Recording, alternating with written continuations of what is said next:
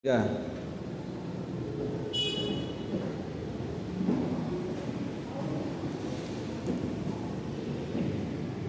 Assalamualaikum warahmatullahi wabarakatuh.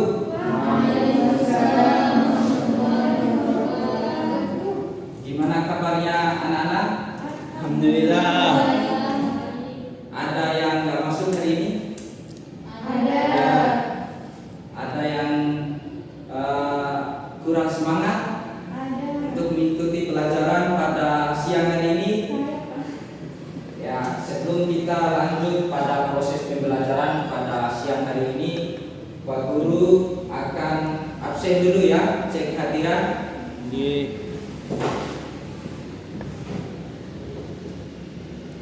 Mizar, Hadir Bapak. Miratul Khairat, Hadir Pak. Mary, Hadir Pak. Yusrin.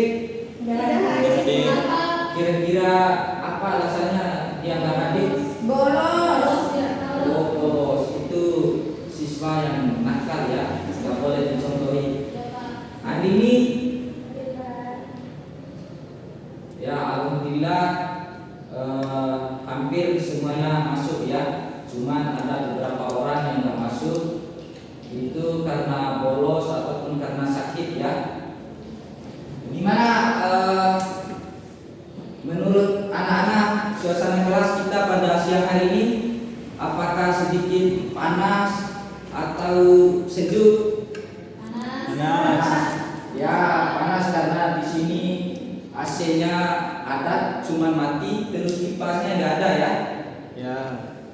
Kira-kira ada yang punya masalah sebelum datang di sekolah hari ini?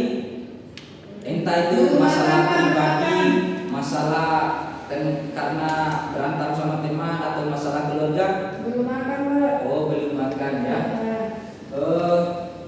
Jadi anak-anak, saya harap anak-anak dapat mengikuti proses pembelajaran ataupun proses kegiatan sekolah dari awal sampai akhir dengan penuh semangat, dengan mengisi kegiatan-kegiatan yang positif tanpa mengikuti pergaulan ataupun pengaruh dari teman-teman kayak tadi Yusril ya. Nizar ya, jangan ikut ya. Siap Bapak. Kenapa kemudian Bapak Guru bilang seperti itu? Karena memang penyesalan itu dia tidak pernah datang di awal, tapi ia akan datang di akhir. Nah, jangan sampai anak-anak menyesal di suatu hari nanti karena anak-anak tidak memanfaatkan ataupun tidak belajar dengan giat mulai dari hari ini.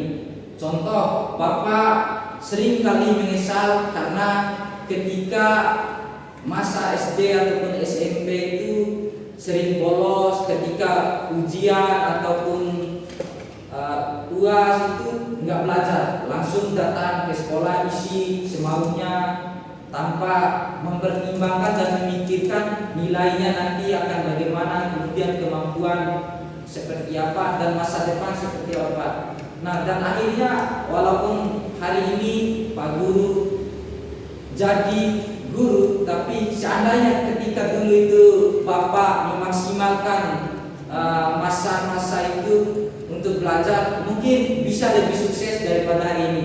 Jadi saya harap anak-anak dapat lebih sukses daripada Pak Guru. Nah, kemudian kira-kira ada yang masih ingat nggak pembelajaran kita pada minggu yang lalu? Ada Pak. Pak? Akhlak tercela Pak. Ya, akhlak tercela. Ya, pembelajaran kita dulu itu akhlak tercela. Kemudian yang akan kita pelajari pada siang hari ini adalah sikap inovatif dan etika dalam organisasi. Nah, kira-kira apa sih relevansi ataupun keterkaitan antara mata ataupun materi yang kita pelajari sebelumnya atau minggu yang lalu dengan sekarang? Nah, minggu yang lalu kita bicara tentang akhlak tercela. Tentu itu berbicara terkait dengan tingkah laku yang kurang baik.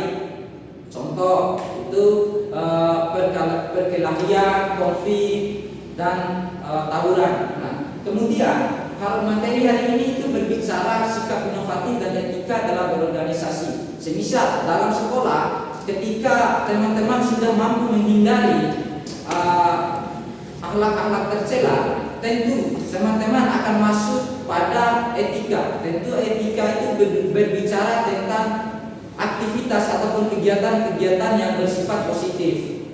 Nah, kemudian adik-adik ataupun anak-anak, kita akan mempelajari materi sikap inovatif dan etika dalam berorganisasi.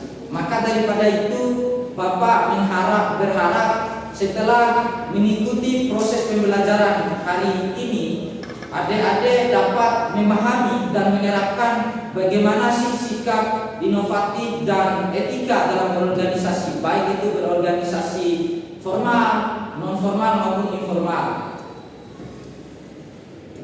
Kemudian kira-kira mungkin ada yang bertanya, apa sih pentingnya mempelajari sikap inovatif dan etika berorganisasi?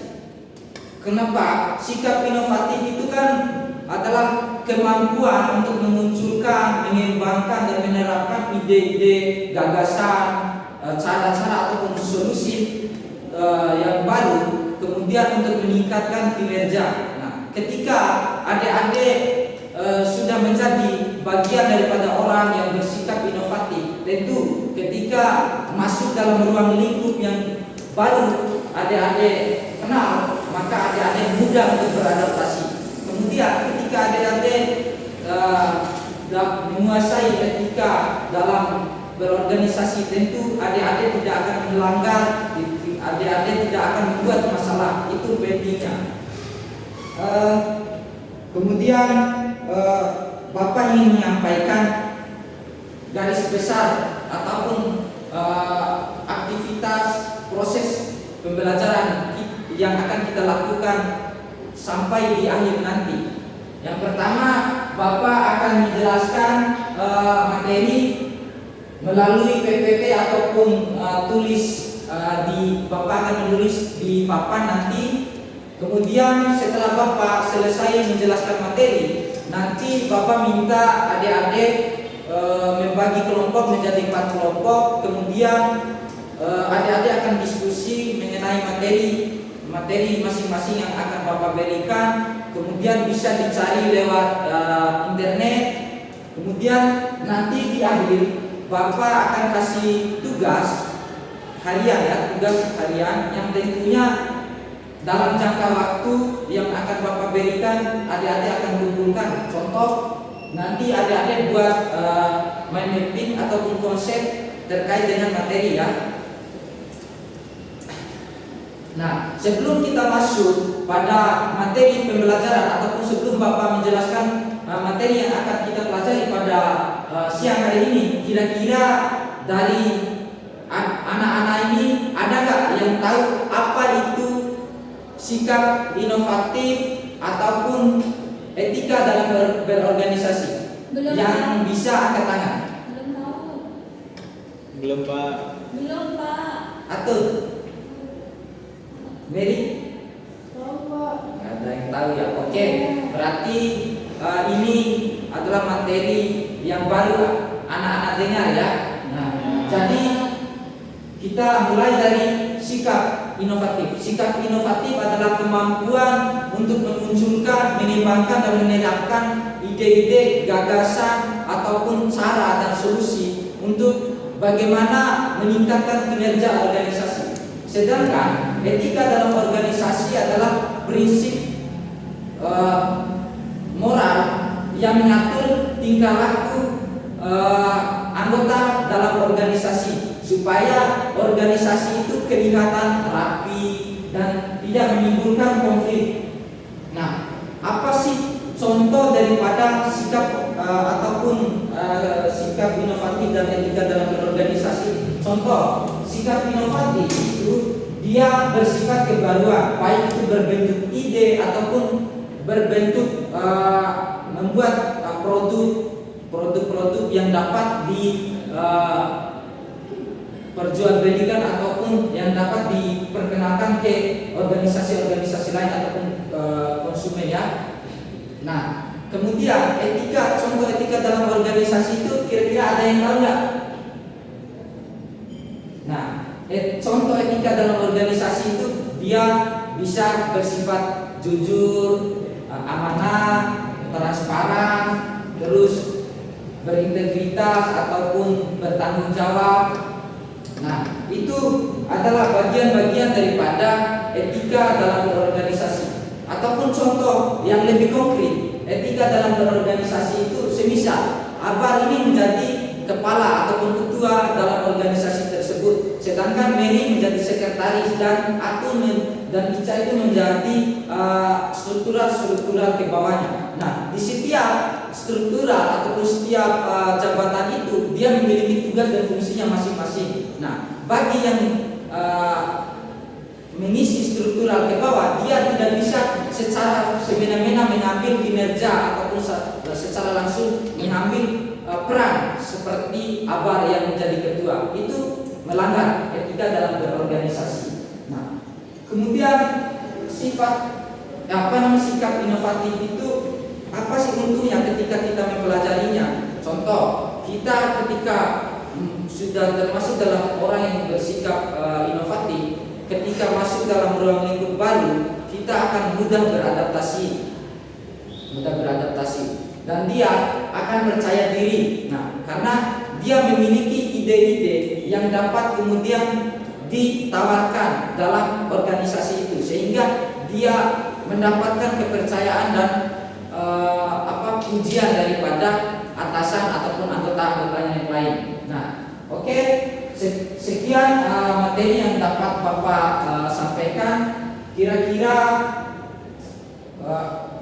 di sini Bapak ingin meminta beberapa orang untuk menyimpulkan apa sih yang dapat adik-adik simpulkan ataupun yang dapat adik-adik terapkan daripada materi yang Bapak jelaskan tadi. Saya minta Andini. Kira-kira siapa yang mau menyimpulkan materi yang Bapak sampaikan tadi? Tentang sikap, oke. Karena mungkin adik-adik kaku ataupun takut ya, takut.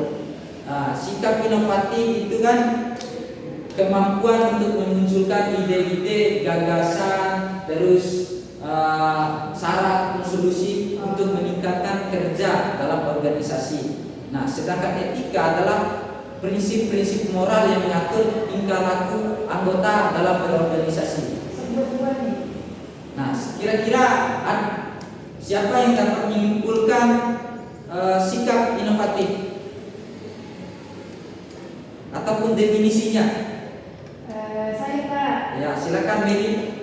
Baik, sikap inovatif itu adalah sikap di mana kita mampu memunculkan suatu ide dalam berorganisasi itu. Terus ide itu kita tuangkan untuk organisasi itu, untuk kemajuan organisasi itu.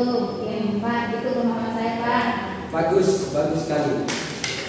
Nah, selain daripada Mary, kira-kira ada nggak yang lain atau sama? Oke, Atun. Saya juga setuju sama kata Mary tadi bahwa itu kita membangun organisasi kita untuk kemajuan organisasi. Udah? Ya. Kesimpulan yang sangat luar biasa yang dipaparkan oleh teman-teman kalian, yaitu Mary dan Atun. Nah, saya Bapak Guru minta memberikan apresiasi terhadap dua teman-teman kalian yang telah mampu memberikan kesimpulan ataupun yang telah berani.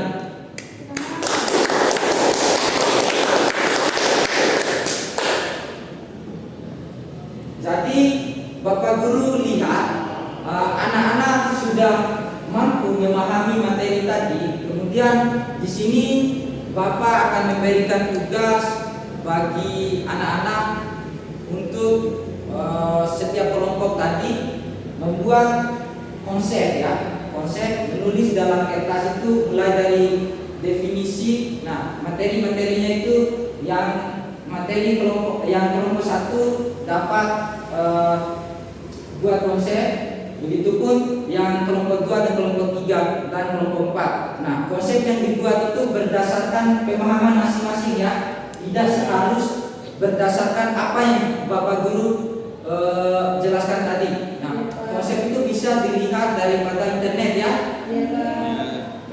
Nah, dari proses pembelajaran kita dari awal sampai akhir tadi, kira-kira ada nggak yang mau berkomentar? Baik itu dari segi penjelasan Pak Guru ataupun metode yang digunakan. Nah, bagi yang ingin berkomentar, Saya Pak. angkat tangan. Saya Pak. Ya, silakan, Mary. Baik Pak, saya ingin berkomentar tentang pembelajaran hari ini. Saya cukup memahami penjelasan Bapak karena saya suka dengan ceramah Pak. Terus, Itu aja Pak. baik, terima kasih kepada Ananda Mary yang sudah berani berkomentar.